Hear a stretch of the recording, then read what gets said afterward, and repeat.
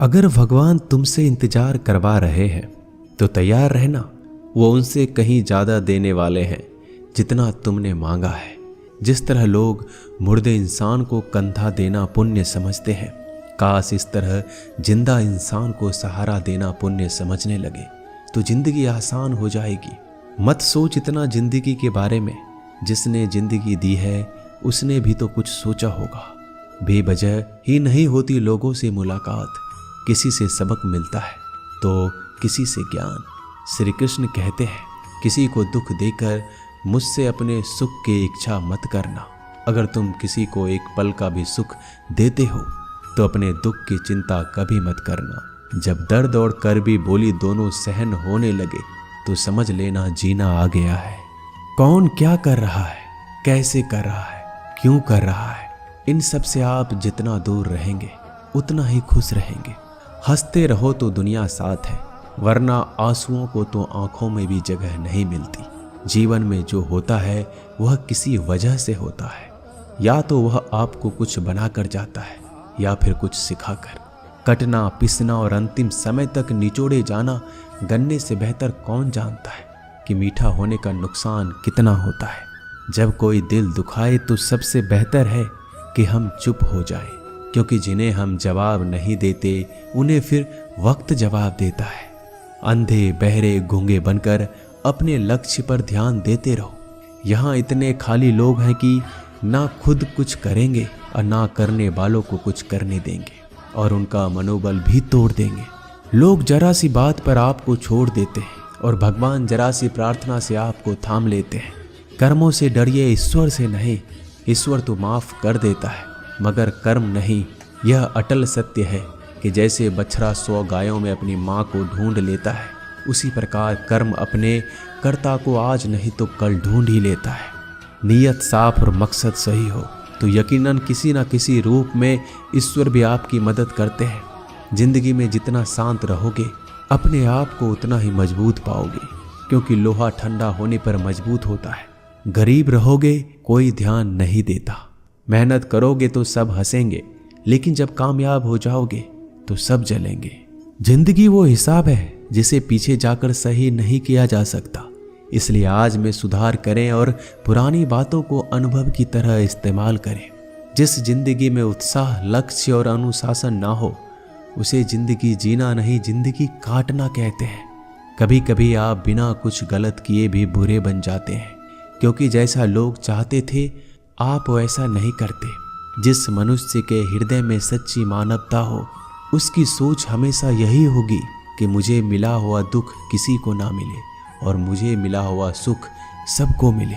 मैंने हंसकर भी देख लिया और रोकर भी देख लिया, किसी को पाकर किसी को खोकर भी देख लिया। ये जान लिया कि जिंदगी वही जी सकता है जिसने अकेले जीना सीख लिया। जिंदगी बहुत कुछ सिखाती है, थोड़ा रुलाती है, थोड़ा हंसाती है। खुद से ज़्यादा किसी पे भरोसा मत करना, क्योंकि अंधेरे में तो परछाई भी साथ छोड़ देती है। अगर कोई आपको सच्चा प्यार करता है तो वह आपको समय जरूर देगा, आपकी हर स्थिति में साथ देगा, हमेशा आपके लिए समर्पित रहेगा। क्योंकि सच्चा प्यार एक दूसरे की खुशियाँ चाहेगा, आंखों में पानी नहीं। लोहे को कोई नष्ट नहीं कर सकता, बस उसका जंग उसे नष्ट कर सकता है। इसी तरह आदमी को कोई और नहीं बल्कि उसकी सोच ही नष्ट कर सकती है। इसलिए सोच अच्छी रखो, फल अच्छा ही होगा। इतना कमजोर मत बनो कि कोई भी आपको तोड़ सके, बल्कि इतना मजबूत बनो कि आपको तोड़ने वाला खुद ही टूट जाए। दर्द आपको मजबूत बनाता है, डर आपको बहादुर बनाता है, अनुभव आपको सिखा देता है। जिस दिन हम समझ जाएंगे कि सामने वाला गलत नहीं, सिर्फ आपकी सोच हमसे अलग है, उस दिन जीवन में सब दुख दूर हो जाएंगे। क्यों रोते हो? मन का ना होने पर जो लिखा है वही होकर रहेगा।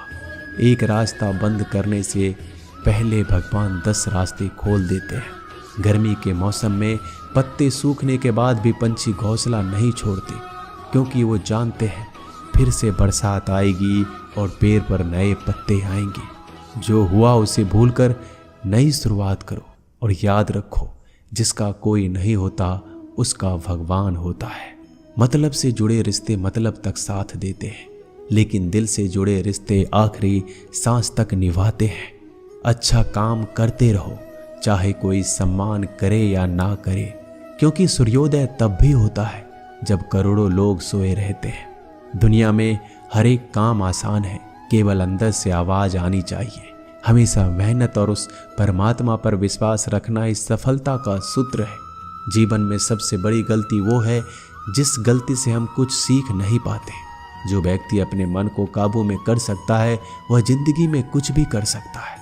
इंसान की अच्छाइयों पर सब खामोश रहते हैं, लेकिन चर्चा अगर बुराई पर हो तो गूंगे भी बोल पड़ते हैं।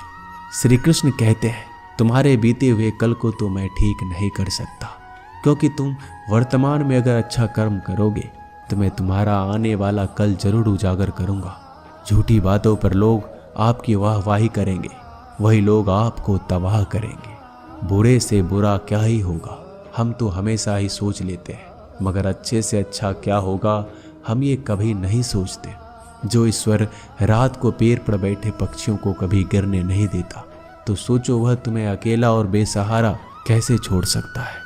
आज के ज़माने में कोई अपना नहीं होता, सिर्फ लोग तब तक साथ देते हैं जब तक उनका स्वार्थ होता है। अगर कोई अकेला है तो इसका मतलब ये नहीं कि उसे कोई पसंद नहीं करता, बल्कि वह अकेला इसलिए है क्योंकि उसने दुनिया की औकात जान ली है। एक बार राजा और उसका मंत्री तलवार को साफ कर रहे होते हैं। तलवार को साफ करते समय अचानक राजा के पैर पर तलवार गिर जाती है और राजा की पैर की उंगलियां कट जाती है। उस राजा को उंगली कटने के कारण बहुत ही तकलीफ हो रही थी, बहुत ही दर्द हो रहा था। लेकिन उसका मंत्री कहता है, शांत रहिए महाराज, जो कुछ भी होता है अच्छे के लिए होता है। राजा को यह बात सुनकर गुस्सा आ जाता है। वह मंत्री से कहता है कि मेरी उंगली टूट गई और तुम कह रहे हो अच्छे के लिए हुआ। वह मंत्री राजा को समझाने की कोशिश करता है, पर वो नहीं मानता और बिना सुने गुस्से के कारण मंत्री को काल कोठरी में बंद करने का आदेश दे देता है। पर मंत्री को इस बात का कोई दुख नहीं था, क्योंकि उसका अभी भी यही कहना था कि जो होता है अच्छे के लिए होता है। वो अपनी खुशी से ही अपने आप को सैनिक के हवाले कर देता है। राजा इस बात को सुनकर चौंक जाता है, सोचता है कि मेरा मंत्री कितना मूर्ख था। उसे लग रहा था कि मैंने उसे अच्छाई के लिए कैद कर दिया। इस घटना के 3 महीने बीत जाते हैं। एक दिन राजा अपने सैनिकों को लेकर शिकार करने के लिए जंगल में जाता है। राजा को एक हिरन दिखता है। हिरन का पीछा करते करते राजा घने जंगलों में चला जाता है। वह हिरन को पकड़ नहीं पाता और जंगलों में खो जाता है। वो बाहर आने के लिए रास्ता ढूंढता है, लेकिन रास्ता उसे नहीं मिलता। तभी कुछ आदिवासी लोग उसे घेर लेते हैं। उन लोगों को पता नहीं था कि वह राजा है। वो लोग अपने देवता को बलि चढ़ाने के लिए एक इंसान को ढूंढ रहे थे। आदिवासी लोग राजा को पकड़कर अपने इलाके में ले जाते हैं। राजा उनको बार बार समझाने की कोशिश करते हैं, लेकिन वो लोग कुछ भी नहीं समझ रहे थे। वो लोग खुशी से नाचते हैं और राजा को नहलाकर बलि चढ़ाने के लिए उनको कपड़ा पहनाते हैं। अब राजा को लगता है कि वो मरने वाला है। जब आदिवासी लोगों का मुखिया राजा को मारने जाता है, तब देखता है कि राजा की पैर की उंगली कट चुकी है। इसको देखकर उसका मुखिया कहता है कि इस इंसान की बलि नहीं दी जा सकती, क्योंकि ये इंसान पूरा नहीं है, एक अंग कटा हुआ है, और उनके भगवान को एक पूरे इंसान की बलि ही दी जा सकती है। अगर ऐसे इंसान की बलि दी जाए जिसका अंग पहले से कटा हुआ है, तो उनके देवता खुश होने की जगह नाराज हो जाएंगे। फिर वो लोग राजा को छोड़ देते हैं। राजा खुशी खुशी अपने महल चला जाता है और सोचता है, अगर मेरी उंगली उस दिन ना कटी होती तो आज मेरी मौत हो जाती। इसका मतलब मंत्री सही कह रहा था, जो कुछ होता है अच्छे के लिए होता है। फिर राजा अपने सैनिकों को आदेश देता है कि जल्दी से जाकर मंत्री को रिहा किया जाए। फिर राजा मंत्री को अपना पद वापस देते हैं और पूछते हैं, मंत्री उस दिन मेरी उंगली कट गई, मेरे लिए अच्छा हुआ, मैं मान गया, लेकिन तुम जेल में हो, इससे तुम्हारा क्या अच्छा हुआ।